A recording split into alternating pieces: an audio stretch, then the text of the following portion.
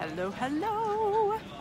I am here at the airport, as you can see, and this is a place where you find out how bad design can be. And why am I bringing that up? Well, one of the things that I've been looking at lately is all the things that I've taken personally that aren't personal at all, bad design being one of them. So one of the things that I've noticed about myself is that when something is stupid, instead of just going, wow, that doesn't work, that's really dumb, I may say, wow, that didn't really work, that's really dumb. But then I also try and figure out why somebody did it, because they had to have a good reason. But you know, something that's been giving me a lot of freedom is a couple of things. One, the idea, what if they just made it up? And that has been setting me free on in all sorts of ways. What if they just made it up? Good morning, ladies and gentlemen. Good morning. So, this was me. So here's the thing. When I take things personally, I have to figure out why they exist, why somebody's doing it, like, specifically to me, instead of just recognizing some people aren't very good at things.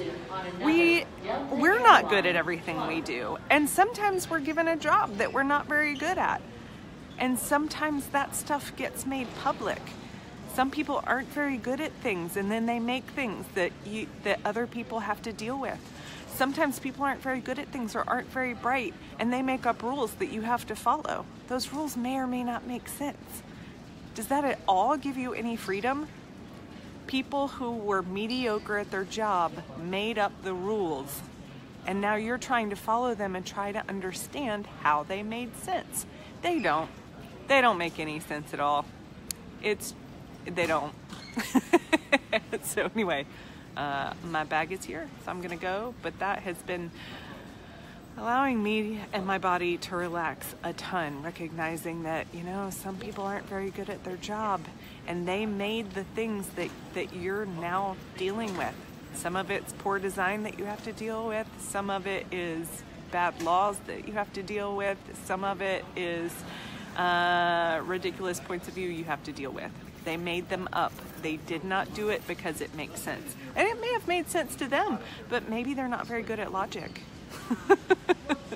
Maybe they're not very good at seeing like how things work when you actually put them into action, or make them physiologically real, like these kinds of places, these crazy places that are not very body friendly.